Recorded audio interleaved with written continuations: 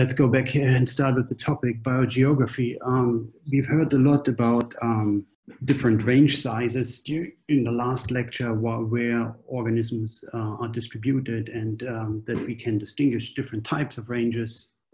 You remember there are organisms which are distributed across large regions of the planet, you know, to cosmopolitan distributions, and then there are those which are very narrow distributions, which we call endemics. And then we had this case where organisms can show this separated distribution, which we call disjunct. Yeah. And today we will look into these aspects in a little bit more detail. We stopped with dispersal mechanisms the last time, and that's where I want to go back again today. So dispersal describes how organisms basically distribute or expand or migrate across certain regions. Yeah? And we can distinguish different types of dispersal. In this slide, we see three types. One is called jump dispersal, which the name, as it may suggest, indicates that this is a dispersal over long distances. Yeah? And when we talk about long distance dispersal, we mean these are events or processes which can cross very long distances, such as, for instance, going across the mountain range or going from one continent to another. So this is not necessarily happening with all organisms. Yeah? So light organisms which can move up in the air, or birds can show this. It's also typical for pollen grains or certain wind-distributed seeds. But for mammals, we would need constant migration. If we think about whales, they can show long-distance dispersal. Then we have diffusion, the gradual expansion of a range over multiple generations. So this can include even the range expansion of organisms after the Ice Age, for instance, which took hundreds to thousands of years. And if we think about secular migration, then we have timescales involved where we actually see evolutionary changes. Yeah. So one of the first biologists who carefully looked into mechanisms and patterns of dispersal was George Simpson, an American paleontologist. And he particularly studied how mammals migrated in the past, looking at the fossil record, and then also at particularly at data from South America. Yeah. So you see here different, in one of his books or papers, Mammals and Land Bridges, long time ago, the different types of spread of organisms from one point to another. Yeah, you can have movement obviously in one direction. You can move out from the center into basically circular patterns. You can show no movement, or you can contract your range. And what you need for migration are usually some types of corridors, or some kind of ways where the organism can migrate along.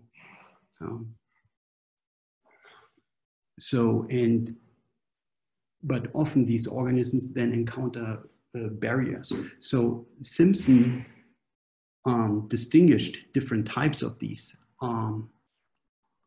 barriers. So his first level is basically a simple corridor where there is no barrier.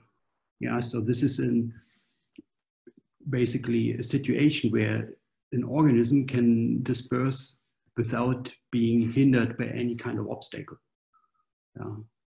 Whereas a filter is basically a dispersal pathway which is only suitable or viable for certain organisms because they can tolerate the conditions, whereas others are hindered and will not be able to disperse across it. Yeah. So you can think about, here's the example we'll talk about later in class, the Panama Isthmus, which is in Central America, which is a tropical region. You know, it's warm and wet. And if you're an animal and you live in North America and you start to expand and want to cross the isthmus, you have to withstand this different climate as it is in North America. You know? In addition to the competition which may occur there with other species which are present in this area. And then related to long distance dispersal is or to rare events is sweepstake routes. So these are like, just think about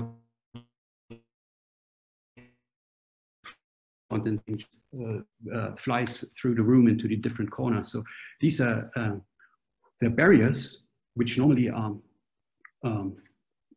so effective that no organism can really cross them unless you have a rare event. Yeah, and that could be, for instance, you know, the Atlantic Ocean is a pretty good barrier for animals which live on either side. Yeah, that's why South America, Africa, or North America and Europe have pretty distinctive floras and faunas. But once in a while, for instance, if you in Great Britain and you're a bird watcher, once in a while a North American bird is being swept across the Atlantic. So that would be a sweepstake event. Yeah. And here we see this in the slide. We see here corridors where those filters. Yeah. And corridors would be, for instance, the area if you go from Eastern Europe to Eastern Asia, yeah, across Central Asia. So that would be an area where you don't have, like, if you go south of the Ural Mountains and north of all the Central Asian highlands, you have a pretty much unhindered passage. The same is true for North America. If you go from, let's say, east of the Rocky Mountains to Georgia or northern Florida, there's not much which hinders the passage, a bunch of rivers to cross. Whereas if you want to go from, yeah, let's say from Asia to Africa, you know, you see there's this area, which I try to use the mouse here, which has these lines. This is a very dry area here. So this is a filter. You know, you have to be an organism which can tolerate arid conditions. So, and the same is true for the Isthmus of Panama, which you heard is a filter too. And we will talk about the what is called the Great American Interchange, the exchange of faunas between North and South America, which happened in the Miocene to Pleistocene. And we will learn that most mammals which invaded or which crossed the isthmus were actually those which came from the north, and not so many, I think, were able to cross from the south. There were a bunch, but not so many, I think. So there's a certain disproportional share. So here's an example of a sweepstake route. So you see here the what is it? These Caribbean islands. These are the Lesser Antilles. Yeah. And you see these beautiful small islands here, and there were 2 hurricanes in 1995. Yeah. And these hurricanes carried a number of iguanas. So these are reptiles, yeah, endemic to the Americas.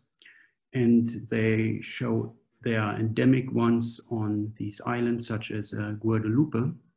And they were carried over long distances, yeah, with these hurricanes. So now, how can we explain this? Do you have any idea? Maybe they have been washed on the shore or something. So you think they were like floating in the ocean for 300 kilometers and then washed? Maybe not so far, but maybe over a short distances. Okay. Any other ideas? How a hurricane can lead to the dispersal of iguanas? Yeah.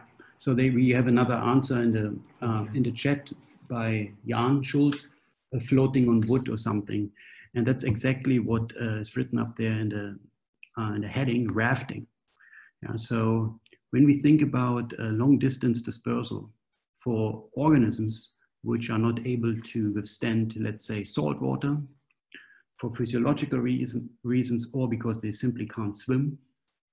And we find distribution patterns which are separated by, for instance, ocean, or basically by ocean stretches. Then rafting is something which is often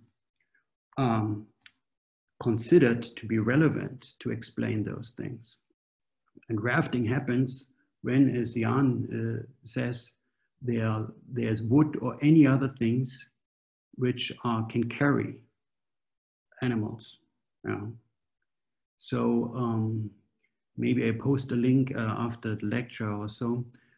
I saw once a nice, related to a paper, a nice movie where they showed these huge rafts. So you don't just imagine it a single tree, but it could be when a hurricane goes across an island, it could be like a massive material, could be like little floating islands, and everything which is on there and survives these conditions can make it, luckily, if it drifts to another island, can survive there and can start a founding population. Yeah. Reptiles can survive these things better than amphibians, because they obviously can withstand some dry periods, better than amphibians. So they would need a lot of rain and wet conditions, and they are not very tolerant to high salinities as present in the ocean.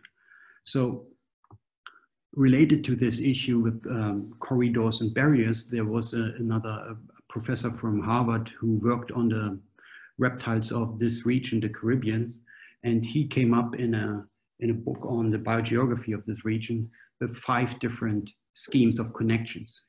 So you can imagine, first thing is a stable land bridge. This is now the Isthmus of Panama, for instance. It connects North and South America, so you can have bidirectional movement. Then you have periodically interrupted land bridges. Can anyone give me an example what that one would be, periodically interrupted land bridge?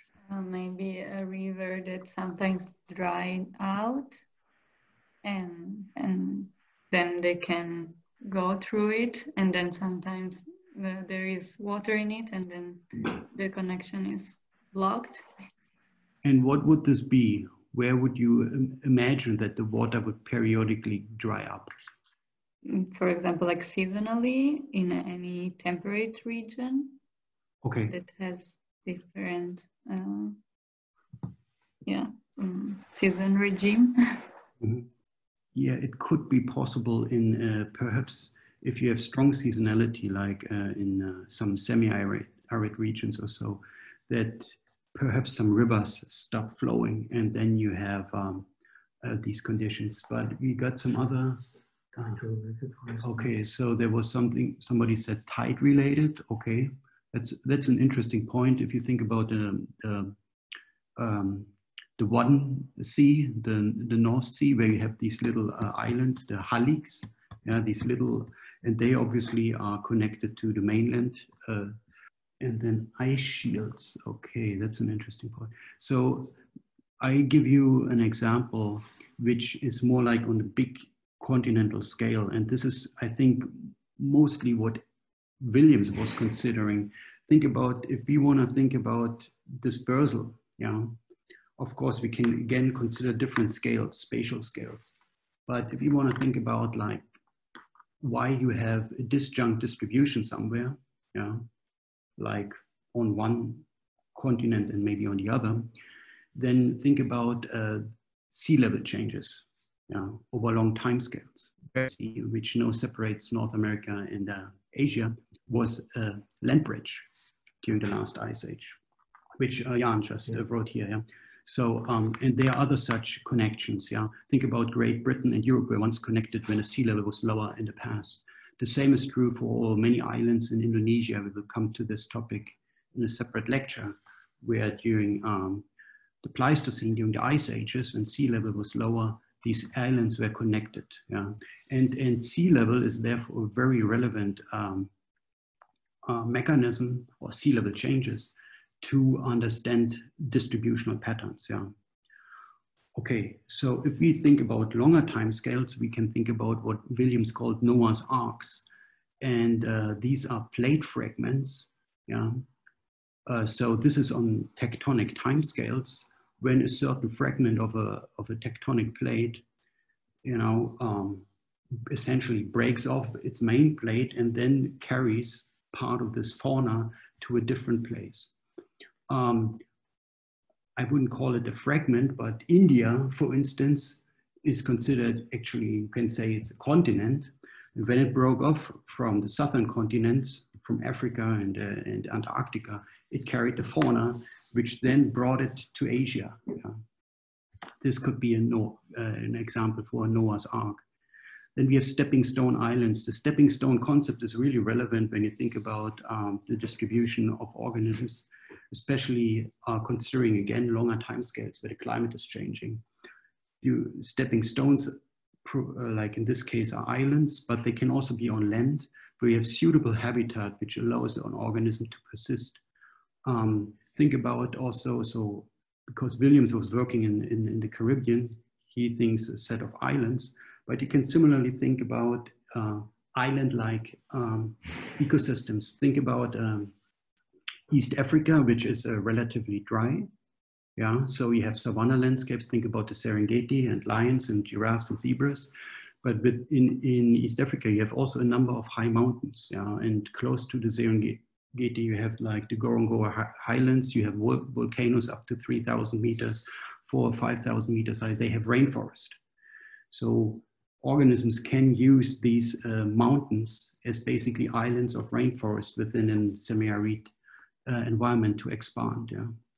And then if you think about marine conditions, we have oceanic islands. So oceanic islands don't sit on the, what we call the shelf, yeah, the continental margins. They are really islands in the deep ocean. Doesn't need to be really deep, but deep enough that they formed in isolation. And so like Hawaii, for instance, yeah. And then you have these sweepstake events or sweepstake routes. Long distance dispersal is required to invade those areas. Yeah.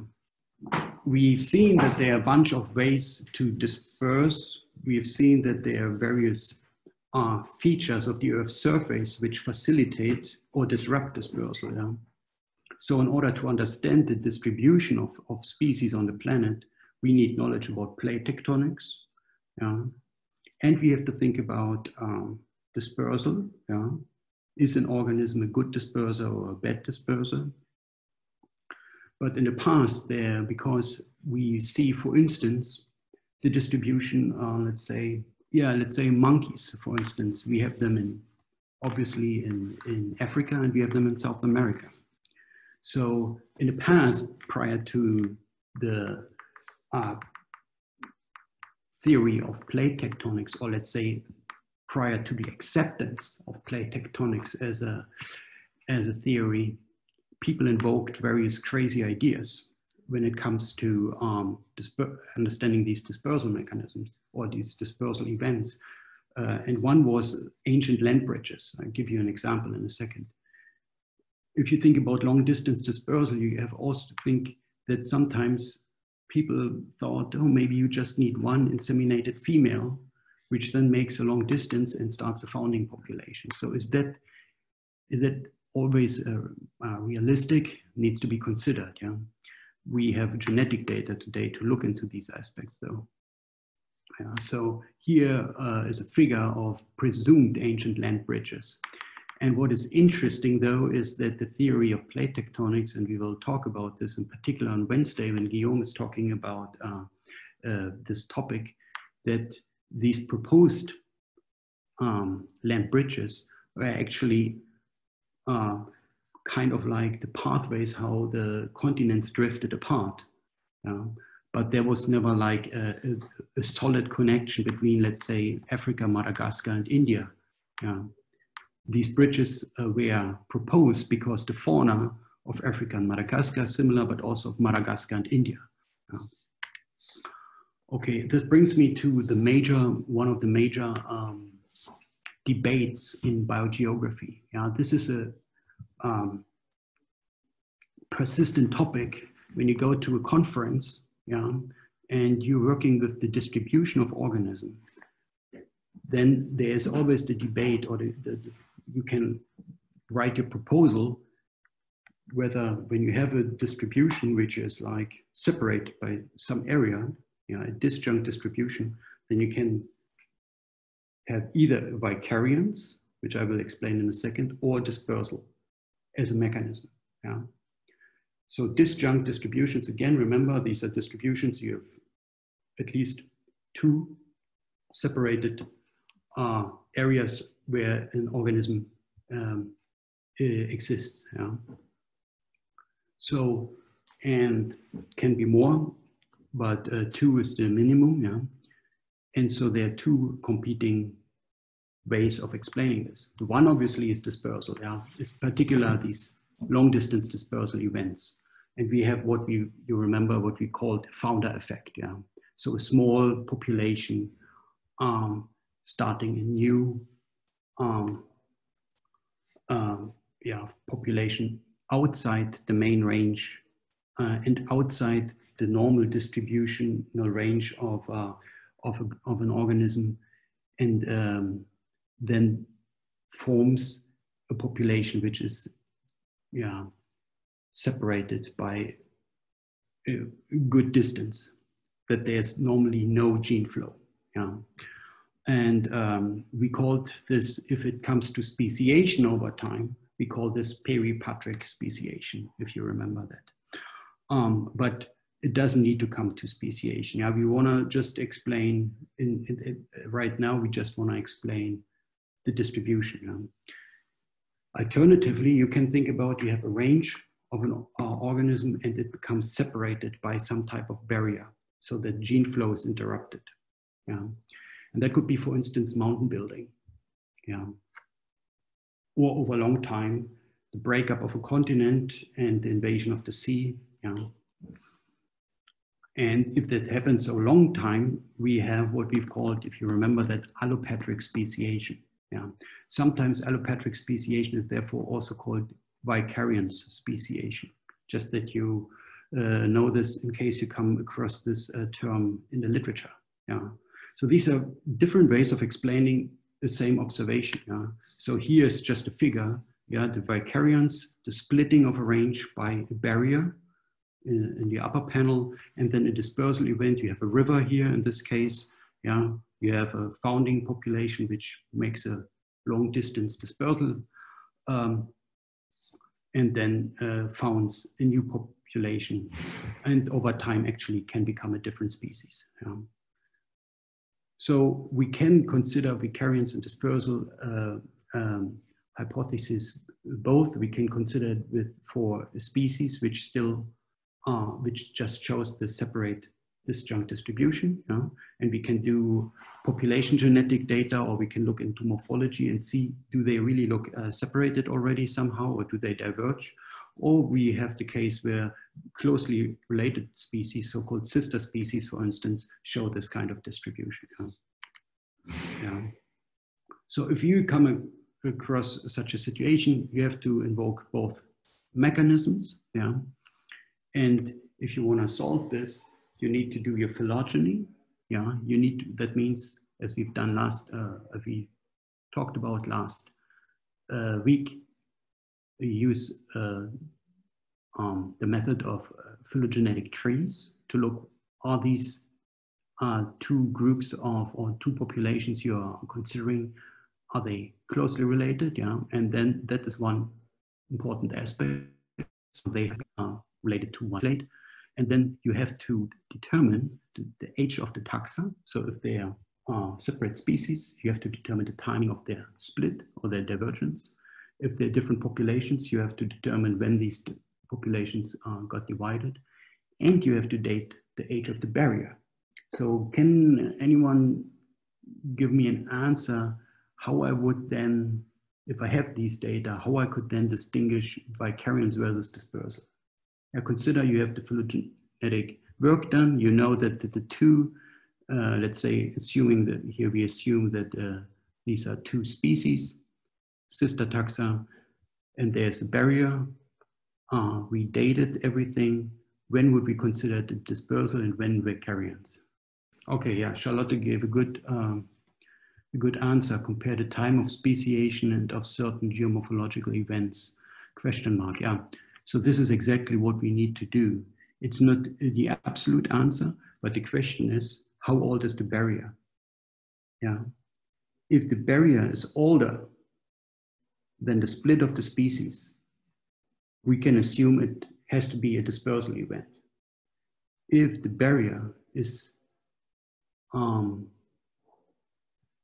about the same age of the divergence, we can assume that it was a vicariance situation where a barrier formed and split a population, and then the population started to diverge. Yeah. Of course, there's hardly a situation where you can do such precise dating.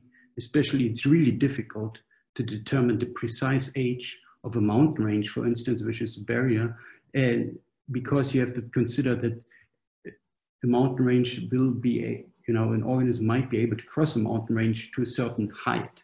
So it becomes really complex then, and it requires not just the dating, but actually much more work on the barrier itself. Yeah? So this is not the work which a biologist can then do. It needs to work with a team of geologists and determining, the change in elevation will be, I think we will discuss this later in the class when we talk about isotopes. Yeah. So in any case, you can definitely assume when the barrier, let's say, do we have an example? Yeah, for instance, the Alps.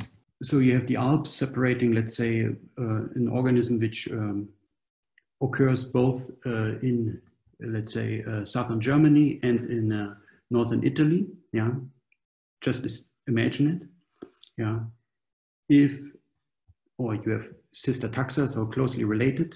Yeah, if they are, let's say, they split 10 million years ago, you can imagine it was probably a vicariance event. So it took a while until the species formed. If they diverged 100 million years ago, then it was something else, dispersal probably.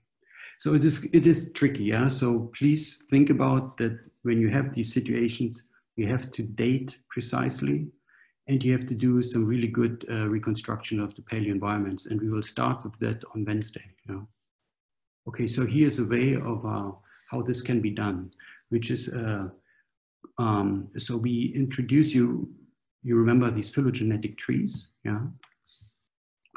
And in the top panel here, you have a phylogenetic tree. Yeah, you have 3 taxa, and taxon 2 and 3 are close related to taxon 1. Yeah, and they occur in region A, B, and C. Yeah. So if it would be, and you can then use this taxon cladogram to predict how the areas are related to each other. Yeah. So you just substitute taxon with area in this area, in this case here. Yeah. So instead of 1, 2, 3, you have ABC. Yeah. So these are our areas. that would predict, and you can then even do what it's called just an area cladogram. It's not shown here, but if you just consider this case here, this would be then the vicariance hypothesis. Yeah?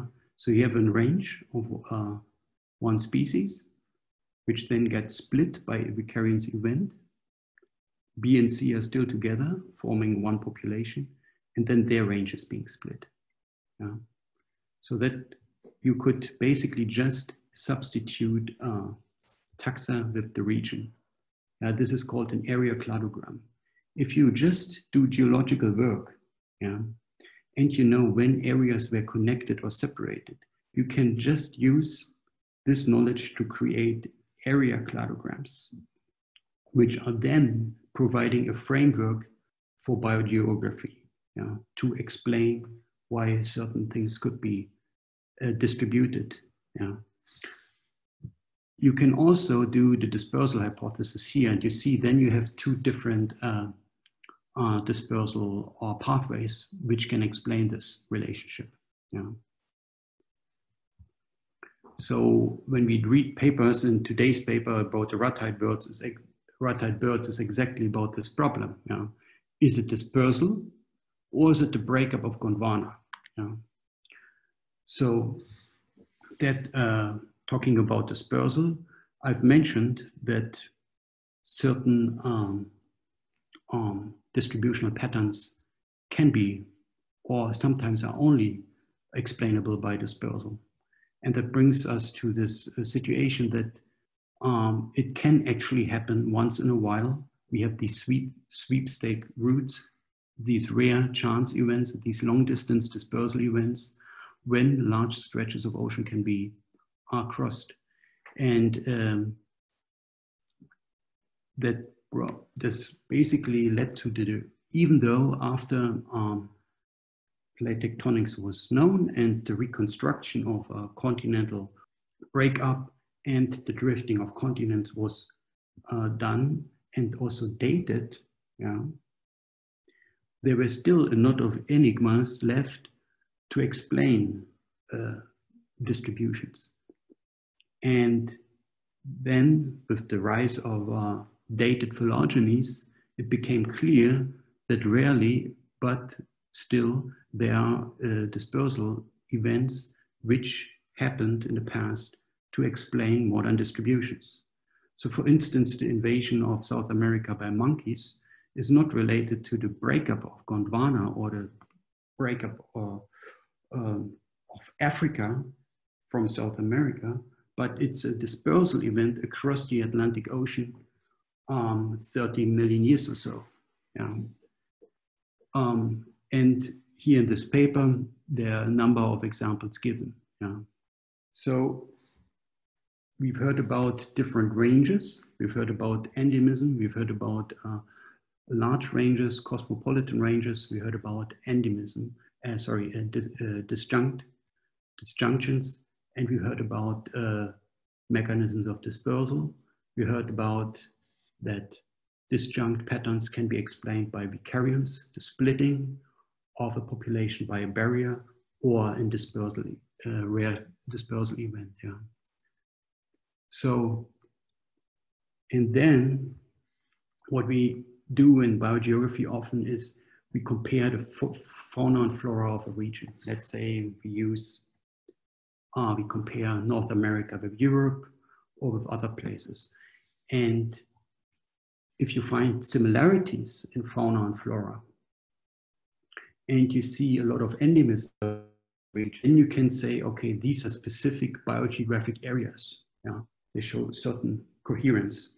Yeah, and these are the biogeographic realms. And here I show you a map of the botanical realms. Yeah, these are areas which have a similar flora, a similar composition of plant species. Yeah. So you see here, there are these 6 regions, yeah, with some subregions. And you see, for instance, that Asia and Europe and North America are considered one region, the boreal region. Yeah. And then we have the paleotropical region, which is basically Africa, Southeast Asia, India, and then the Pacific Islands. And then we have the neotropics in contrast to that. South Africa is an individualistic biogeographic floristic realm. Yeah. And Australia, and then the Antarctic, to which New Zealand and also the Patagonia, the southern tip of South America, belong. Yeah, which has something to do, obviously, with its history, which we will discuss. And then we have the zoogeographic realms, and this goes back over 150 years. First, a British ornithologist, Sclater, proposed the world can be divided into Old World and New World based on the distribution. Okay, there was a question by Nora, why South Africa is so distinct from the rest of the continent. That's a good question. And this is the Cape Floral Province, it's called. So South Africa has an enormous plant diversity. We've heard this in the biodiversity lecture, that there's a high number of species. And it is still not very clear what happened there, but it is certainly related to the climate of that region. It has a Mediterranean climate, so it's not tropical. So for tropical organisms, it is the winters are too cold. They can't survive there. And you have a seasonal rainfall regime. So you have winter rains and summer droughts. So, and then apparently the plants which are growing there seem to be prone to rapid speciation. So, but I think you have to think about it. It's a very good question, and it's different from the animals, as you will see in a second. There are no real barriers. You have, of course, the Kalahari Desert and the Namib Desert as kind of like arid regions north of South Africa, which could hinder the dispersal, but animals don't care. So it must be largely the specific climate. So we, going back to the zoogeography, so Sclater was an ornithologist. He just, think about, how do you do this? How do you come up with a realm? So what you need is basically a catalog of species for every continent. Then you compare and look, where do these species occur? Today it's easy to do this because we have databases and we can just do cluster analysis and all kinds of statistical ways of sorting things. But back then they just had the records, and then they looked up, okay, this bird occurs here and there and there. And then when you had an area where a lot of birds were confined to and not occurring in different area, then you could say, okay, this is one biogeographic area and this is another. So Sclater did this for birds and came up with 6 biogeographic regions. And then Alfred Russel Wallace, we heard about him several times already in the class, adopted Sclater's system. He called these areas realms, and he did an analysis for mammals, and he could confirm that Sclater's scheme for birds actually also applies for mammals. And as it has been shown over the following years, then with all kinds of work, that it applies to most animals, terrestrial animals. So we have the division in Old World and New World, and in contrast to the botanical realms, we divide North America and Eurasia from each other. North America is the Nearctic, and Eurasia with North Africa, north of the Sahara. This is the Palearctic region. If we talk about the entire Northern Hemisphere, we call it the whole Arctic. And if we talk about this region, Europe, we would call it the Western Palearctic. Then we have Africa, and we have these subregions, as you see, also here. This is called the Ethiopian region. We have the Neotropical region, and we have the Oriental region, which is the area of Southeast Asia and India, and then we have the Australian region. So these regions contain animals which have overlapping ranges, and their range limits are then falling either largely overlapping with the borders of these realms or of the sub-realms. Yeah.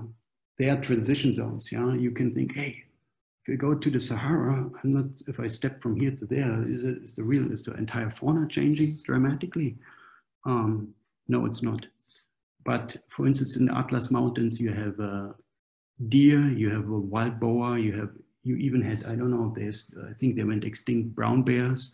So there were animals which occurred across the entire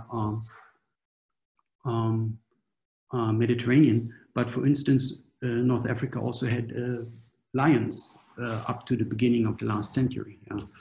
So this is where we are considering transition zones. Yeah, and you see them here. There was a few years ago a paper which proposed, besides Wallace's classic zoogeographic areas, several new ones. And then in a response to this paper, it was clear that these areas are only transition zones. Yeah? You go from one area into the other, and obviously there's no such thing as a sharp boundary. Yeah? So there's a transition zone. And I will explain this in one example, the Wallace line. Yeah? So Wallace line is a biogeographic boundary which goes back to, of course, Alfred Russel Wallace, who traveled in this region extensively for, I think, over 5 years and collected on all the islands. Yeah? And when he went from Bali to the island of Lombok, yeah, here's Bali, beautiful island. Yeah? I recommend you highly to go there, but not just to hang out on the beach.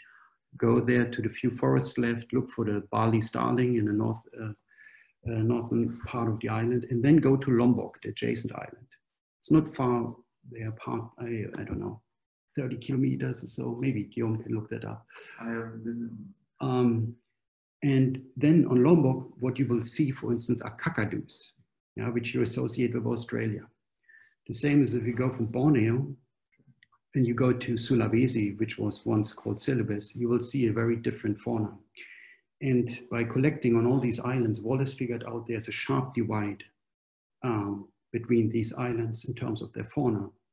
And later he drew this line and said there's a faunistic boundary between Asia, or what he called the Oriental region, and Australia. We see, however, that this is not a very sharp line. Yeah? Here you see the percentage of reptiles, so snakes, lizards, turtles, etc. For all these islands, these are the Lesser Sunda Islands, all the way to the Aru Islands. Aru Islands are just offshore from New Guinea, yeah, and they actually sit on the continental shelf of Australia. Yeah? So they were once connected to Australia. We see here the share of species and of Australian species. And what we see is not a very distinct change, but we see a gradual change. Yeah? For instance, on this island here, Dama, we see a pretty much very similar share of species. Yeah? So, and as a result of this, as a result of this transition, we can actually map out the percentage of Asian or Australian fauna. Yeah? And this is done here. Yeah? These are lines which show 10% Australian origin, 30, 55, 75. Yeah? So the closer you go towards Australia, obviously the more species of Australian origin are occurring on these islands. Yeah? As a result of this, there's not just one line, Wallace's line, but there are multiple lines. So there was a biologist Weber, there was Leidecker, and all these guys, Ernst Mayr, we mentioned him before, proposed a different Wallace line and so on.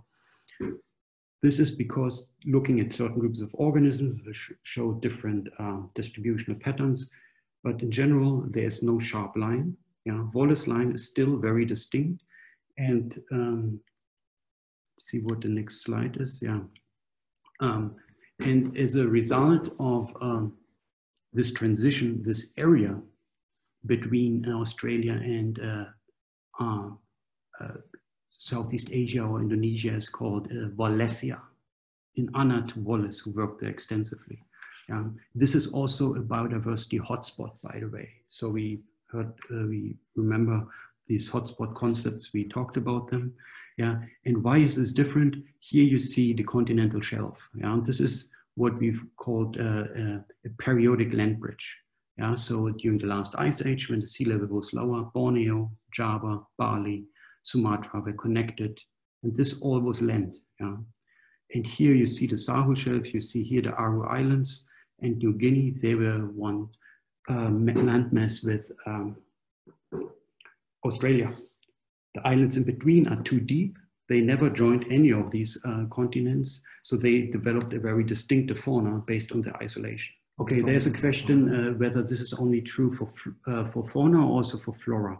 So for flora, it is similar. It is not that sharp though, but there are papers looking also at the relevance of Wallace's line for plants. It then depends on how the plants are being dispersed. Wind dispersing plants, you can imagine, are not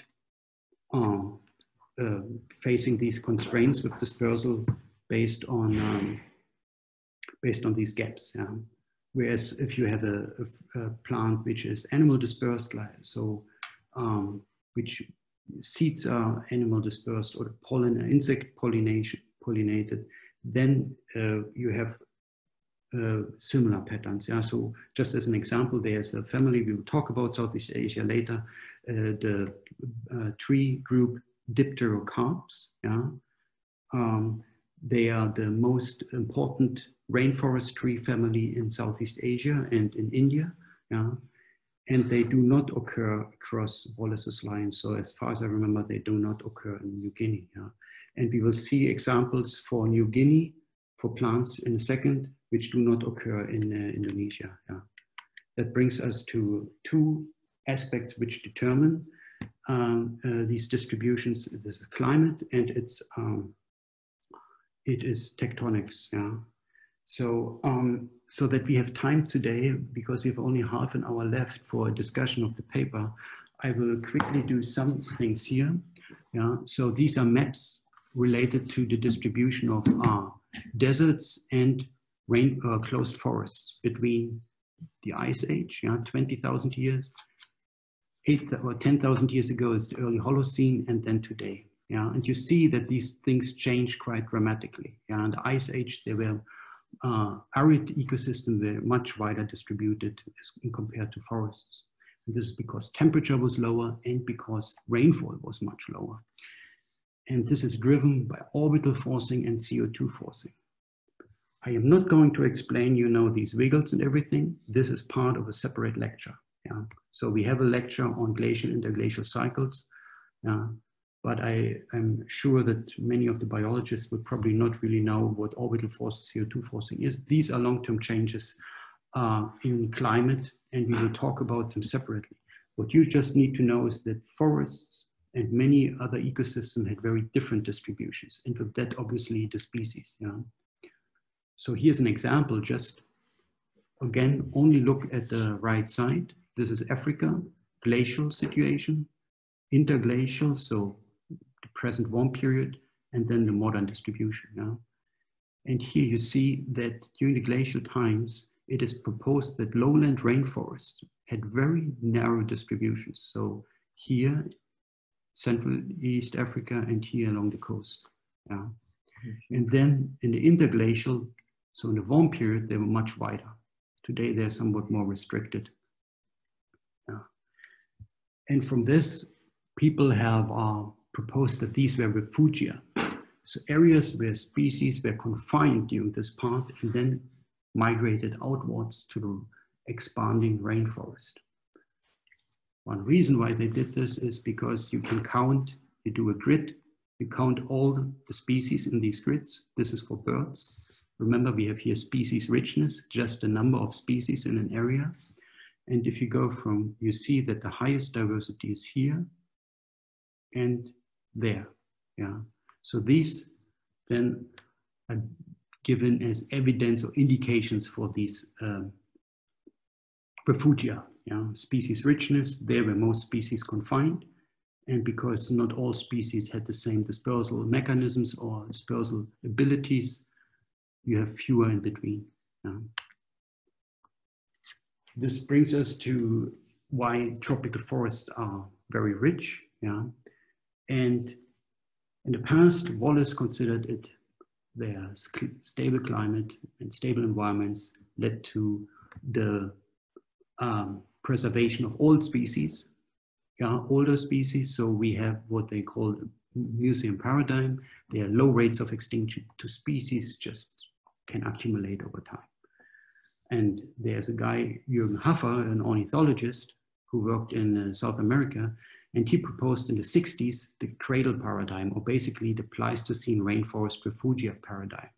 That just says that during colder climates, rainforests were separated, species survived in these refugia, were isolated from each other, diverged genetically to the extent that new species formed in these refugia, and then came together during the warmer interglacials.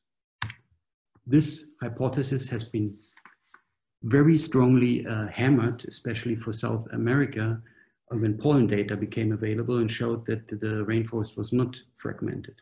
However, there is still, for certain groups, evidence that this refugia hypothesis is not completely a nonsense idea.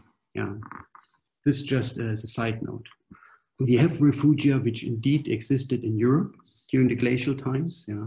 Here you see 3 of them, or 4 basically, the Iberian Peninsula, the Apennine and the Balkan, and then also Anatolia or Asia Minor, sometimes considered one, because this is where forests, temperate forests survived.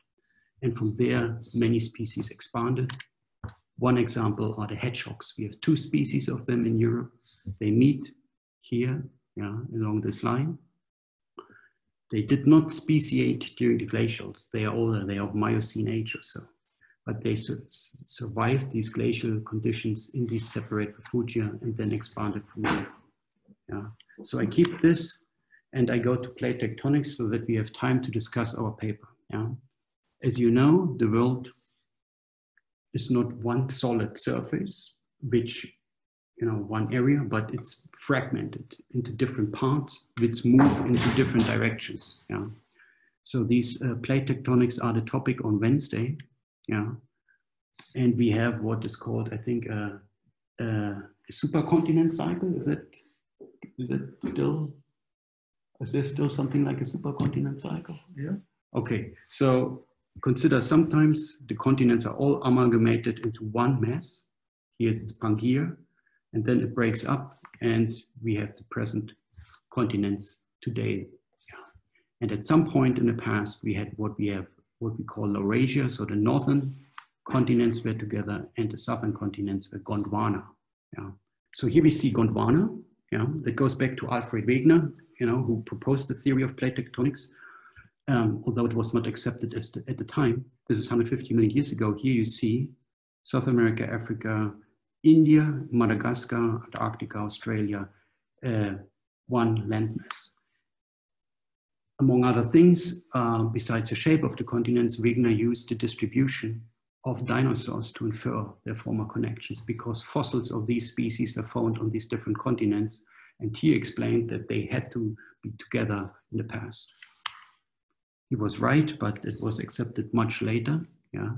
So I told you we were talking about plants which do not occur across Wallace's line. Here we have one group, the Nothofagus, the southern beaches. Yeah. And you see in this map where they are occurring. They are a typical Gondwanan floral element. They occur in Australia, New Guinea, New Caledonia, New Zealand, and South America. Yeah. This is one group, Nothofagus. If you go here to Chile, you have beautiful forests of them. Another example of the southern conifers are the Podocarpaceae. Yeah. In German, I think Steineibe. Yeah. So this is where they occur. They are pretty much restricted to the southern continent. They expanded somewhat towards the north over the cooling which happened during the Cenozoic. We will talk about this later in class, that the climate got somewhat colder over the last couple of, I don't know, 20 million years or so, generally for the planet. Yeah. Here's another example, Araucaria. Some people have these plants in their gardens or in their living rooms. Yeah. And where do they occur? South America, New Guinea, Australia, and this island, New Caledonia. Yeah. And then obviously there are also animals which occur there. And these are the marsupials. The marsupials are today Gondwana, show a Gondwana distribution. They came originally from Laurasia, yeah, invaded here, South America. Africa broke off early, yeah, but they were able to disperse to Australia via Antarctica. There were land bridges, these were connected. Yeah. And they're today pretty much restricted to South America and Australia and New Guinea. There's one species, the Virginia opossum, which made it to North America, yeah, after 3 million years ago. I skip this and I come to our paper, the Ratite birds. Yeah. So here you see them how they are distributed. And so these are large flightless birds. They're the largest birds which still occur on the planet. If you think about the ostrich, there's no larger bird than this one. But there are also a few smaller ratites, the kiwis, 5 species. And before plate tectonics was known as a fundamental aspect of our planet, their distribution and their morphological and anatomic similarity was assumed to show convergent evolution. Remember, with convergent evolution, we mean that organisms under a similar selective regime develop similar adaptations, independent of each other. So they are not closely related. They show converging morphologies and so on. With the acceptance of plate tectonics, vicariance was, of course, used to explain this distribution, because it's beautiful. You think, okay, there's the sequence of breakup, and with that we can explain the distribution. There was a paper, I posted this, but you were not, you could read it if you wanted to.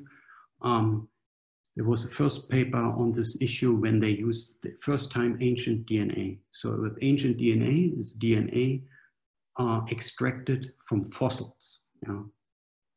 So this can be fossil material of extinct or of still extant species, it doesn't matter.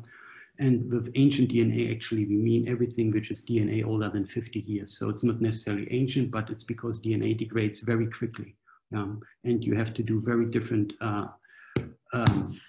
methods to extract it and to sequence it. In any case, there was a paper a couple of years ago which said, oh, it's beautiful with vicariance, and the dispersal was only assumed for the elephant birds. And then we had our new paper, and we have a number of questions. So I want to ask you first, related to this slide, because you all were supposed to read the paper. How can you explain this tree here? What does this tree show? That is what you've shown earlier.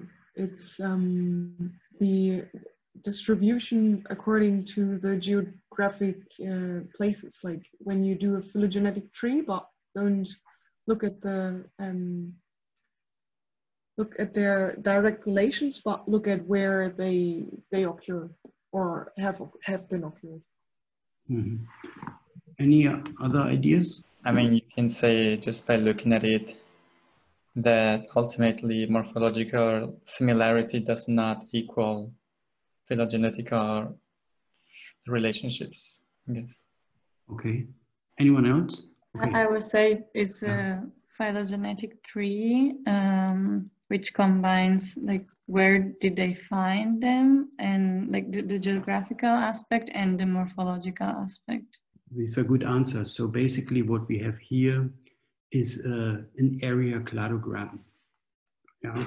So even if we would not know anything about the phylogenetic relationships of these species, we could make a prediction how they are related by just looking at this figure, the breakup of Gondwana and the timing of breakup. Yeah. So ostrich occurs in Africa. Elephant bird was restricted to Madagascar. And you see, this is the first area which breaks off of Gondwana. Yeah. So first you can think the ostrich becomes separated as first. Then the elephant bird can evolve. You see here in red is New Zealand. The next thing which breaks off and could be isolated and where we can have speciation would be the kiwi and the extinct moa, which both were confined to New Zealand. And then we have the rest, yeah, which is the emu, South America breaks off, and then Australia breaks off. Yeah. So this is what they call here strict vicariance. So simply the splitting of the continents. We see here the inferred phylogeny by using the mitochondrial DNA of these extinct species and the other genome data available for the others. And we see very different patterns in relationships, which, yeah, again, another question to you. How can we explain this phylogeny, which is now based on the genetic similarity of these species? Whether they're extinct or still occurring doesn't matter. How can we explain this now? You all read the paper, so you should know what. So in the paper, they've postulated that before the red-eyed birds got the trait of being red-eyed, they were flighted. So and some common ancestor needed to be able to disperse through the barriers. Mm-hmm. Before at all places, they all simultaneously got the trait of being red-eyed. So again, I mentioned to you this dispersal vicariance debate, or this framework of explaining distributions. Yeah? We need the phylogenies. We have now pretty well solved, considering that DNA is available for extinct species, which is rare. Most of the cases when we have extinct organisms, we don't have this. Moas and elephant birds are recently extinct. So they were present on this planet probably until at least 500 years ago. So they went extinct when these islands were colonized and people started to just hunt them to extinction. But we find bones, we find eggshells and other remnants of these birds, for instance, in caves, and we can extract the DNA from these bones. But in any case, we have this phylogeny. So this one thing is solved. And we have an applied molecular clock, and we have a dated phylogeny. So, and we have geologic dating for the breakup of Gondwana visualized here. So the first thing to test whether the strict vicariance or vicariance or dispersal is explaining this is by comparing the timing of the breakup of Gondwana and the timing of the phylogeny. And if you do this, you see that this is all post-dates about 70 million years ago. Of course, the error bars are large, let's say something like at least 10 million years in either direction. But we have a phylogeny with most likely age, right? So, and with that phylogeny, we can discard certain aspects of the vicariance hypothesis. And the other thing is, we see that species which occur on very different land masses are more closely related to each other than what you would predict when you just look at the breakup of the continent. The authors suggest that these birds must have been able to fly in the past, right? Or is there another way to explain their pattern? Anyone skeptical about the flight? Okay, so we hear some answers, and I want to throw this out because I want you guys to discuss this. And we have also a number of questions we've collected from you I'd like to discuss. So first, Charlotte mentioned admixture. Yeah. Can anyone or can Charlotte explain what this would imply, or how you envision admixture being responsible to explain these phylogenetic trees? Well, if admixture would be the reason for this tree, they would have to be able to fly anyway. So yeah. Maybe that's a bit too easy thought. Okay. Then we have the idea that they could have rafted. Do you think that's realistic? What would speak against rafting? Well, they don't have any arms or any, organs where they can cling to anything. So okay. What else? I want two more things. What speaks against rafting? I'm not rejecting the idea, but I just want to they're too big, okay. And also the journey would be too long to That's raft. a good point, the distance, yeah. Why would this be a problem? They would not survive the journey, and it's really difficult that some, like, I don't know, a part of an island or whatever wood or something will go till New Zealand, so till the other part of the world without stopping somewhere else. Yeah. Okay, so this is very important. Yeah, when we think about rafting, we have to think about the organisms. Yeah, these are large birds, and birds are, what is it, endothermic? They maintain their body temperature. Is it endo or exothermic? Endo. Endo, yeah, it's endothermic, exactly. So in contrast to a lizard, which is exothermic and can survive without eating for weeks, a bird has to eat constantly to maintain its body temperature. If the bird is on this raft of whatever and it doesn't find its food for several days, it just dies.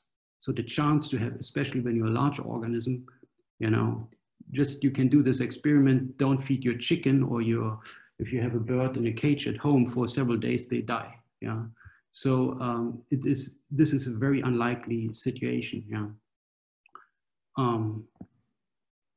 And then they also need to drink, and the seawater won't do them well. Yeah.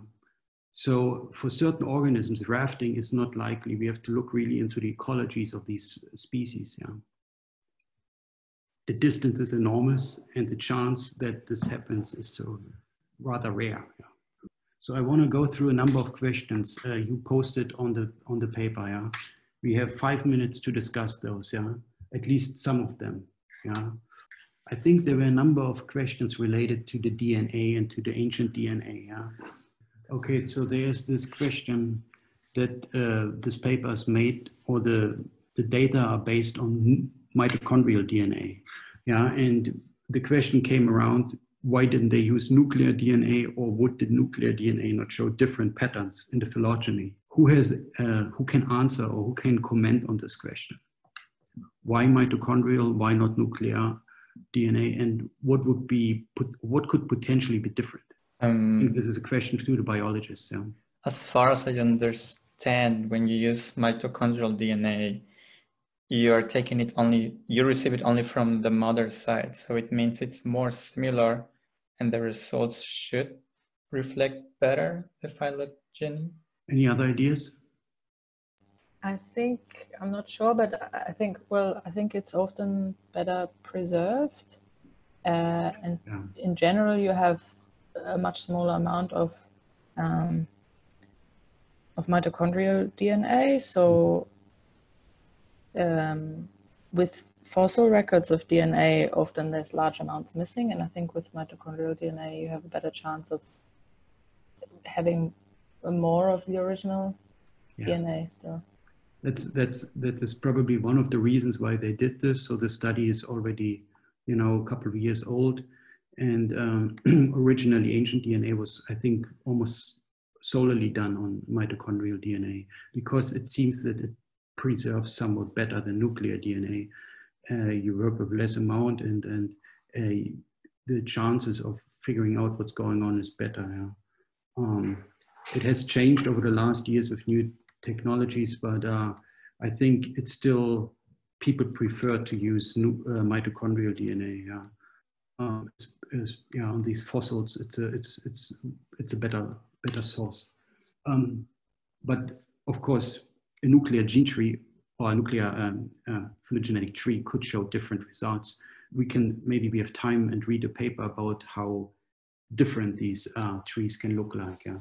Let's go back to some questions. Okay, yeah. So there were some questions related to the topology of the tree. Yeah. I just read aloud these questions, and I want someone to comment on this.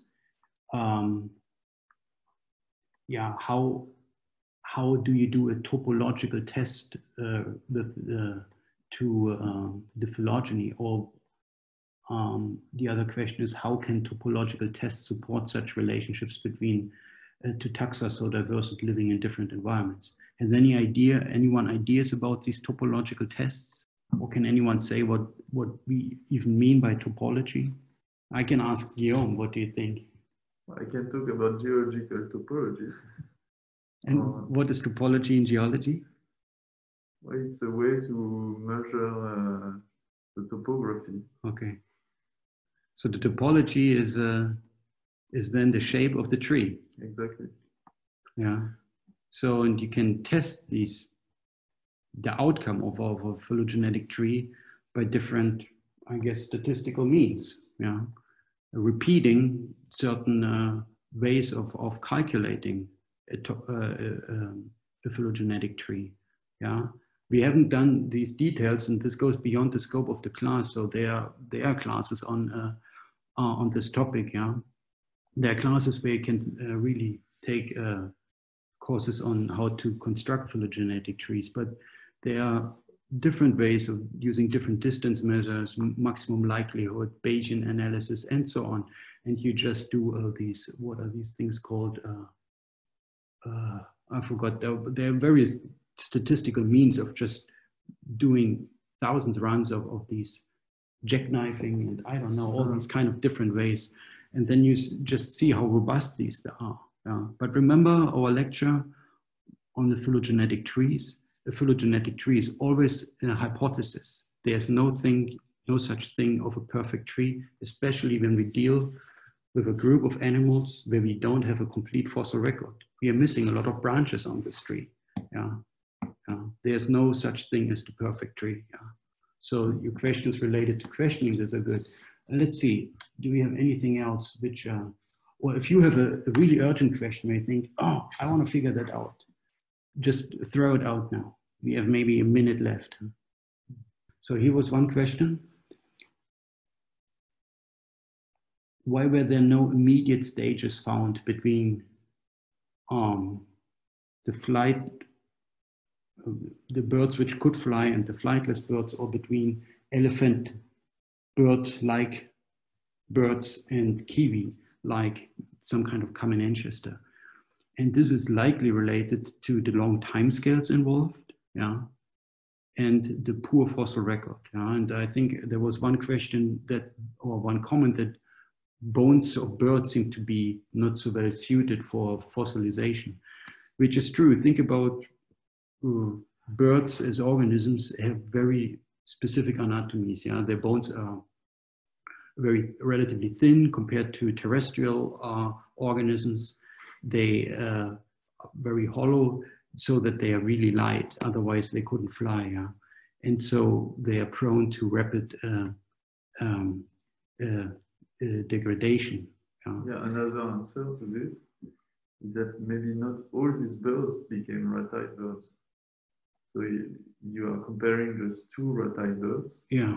But there may be many steps in between where they are flying birds, and you just don't look at them because you're just looking at the phylogenies of rotile birds. So you mean that other modern?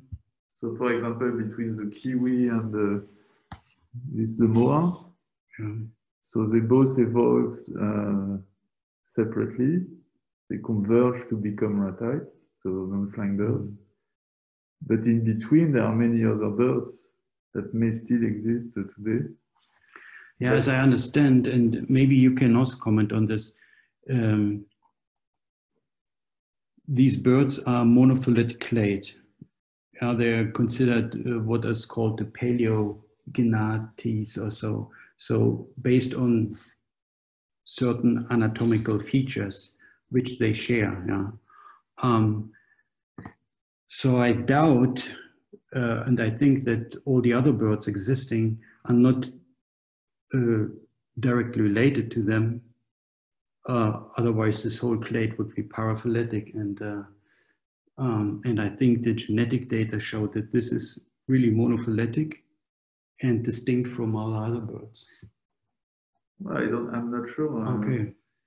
Because in the paper they discuss that some of these birds become like this just because they are on islands and they don't have any mammals or big predators to compete with. So in a way, like any bird could become like that. No, I mean, otherwise, the thing is, and please throw out some arguments if you have them. Yeah. But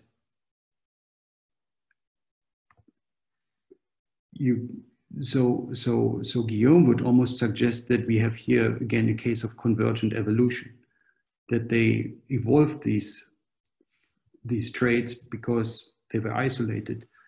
I would say, okay, that goes back onto certain genetic